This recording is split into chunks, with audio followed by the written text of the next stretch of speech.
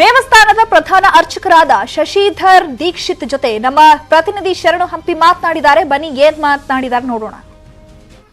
ಪ್ರಧಾನಿ ನರೇಂದ್ರ ಮೋದಿ ಅವರು ಇಂದು ಸಂಜೆ ಚಾಮುಂಡಿ ಬೆಟ್ಟಕ್ಕೆ ಭೇಟಿ ನೀಡಲಿದ್ದಾರೆ, ದರ್ಶನ ಪಡೆಯಲಿದ್ದಾರೆ.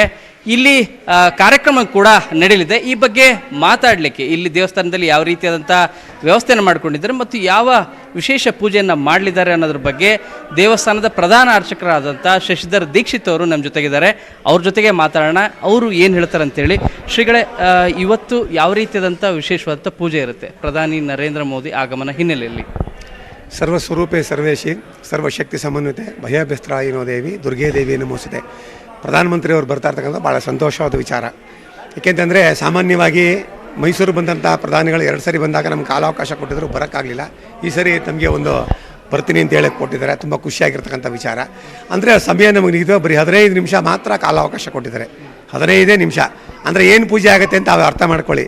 ಅವ್ರು ಬಂದಾಗ ಸಂಕಲ್ಪ ಮಾಡಿ ಅರ್ಚನೆ ಮಾಡಿ ಕಳಿಸೋವಂಥ ಟೈಮು ನಮ್ಗೆ ನಿಗದಿತವಾಗಿರ್ತಕ್ಕಂಥದ್ದು.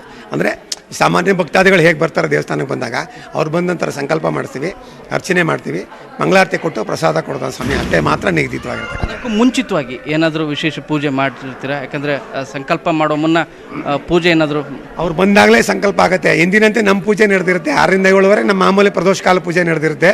ಅದಾದ ನಂತರದಲ್ಲಿ ಅವ್ರು ಬಂದೇಟಿಗೆ ಅವ್ರ ಎದುರುಗಡೆ ಕೂರಿಸಿ ಸಂಕಲ್ಪ ಮಾಡಿ ಮಂಗಳಾರತಿ ಮಾಡಿ ಆಶೀರ್ವಾದ ಮಾಡ್ತೀವಿ. ಪ್ರಧಾನಿಯವ್ರ ಜೊತೆಗೆ ಇನ್ನು ಯಾರ್ಯಾರು ಬರ್ತಾರೆ ಒಳಗಡೆ? ಗರ್ಭಗುಡಿ ಒಳಗಡೆನೂ ಅದು ನಮ್ಗೆ ಇನ್ನೂ ಅದರ ಮಾಹಿತಿ ನಮ್ಗೆ ಯಾರೂ ಬಂದಿಲ್ಲ. ಪ್ರಧಾನಮಂತ್ರಿಗಳು ಬರ್ತಾರೆ ಅಂತ ಮಾಹಿತಿ ಇದೆ.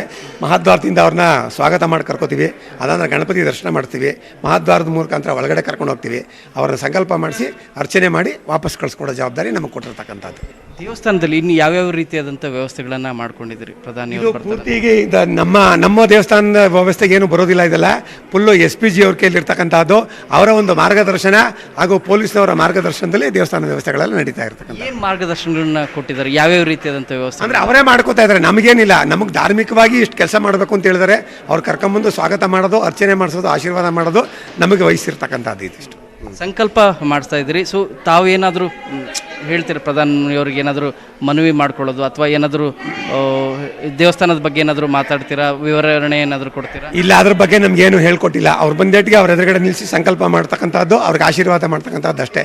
ಯಾಕೆಂದರೆ ಇದು ಪ್ರತಾಪ್ ಸಿಂಹ ಅವರು ಮುಂಚೆ ಎಲ್ಲ ಮಾತಾಡಿದ್ದಾರೆ. ಅವರು ಆ ಒಂದು ಏನು ಹೇಳ್ತಾರೆ ಅದರಂತೆ ನಡ್ತೀವಿ ಅಷ್ಟೇ. ಇದು ಶಶಿಧರ್ ದೀಕ್ಷಿತ್ ಅವರ ಮಾತು. ಮೈಸೂರಿಂದ ಕ್ಯಾಮ್ರಾ ಪರ್ಸನ್ ಶಿವಪ್ಪ ಜೊತೆ ಶರಣು ಹಂಪಿ, ನ್ಯೂಸ್ 18 ಕನ್ನಡ.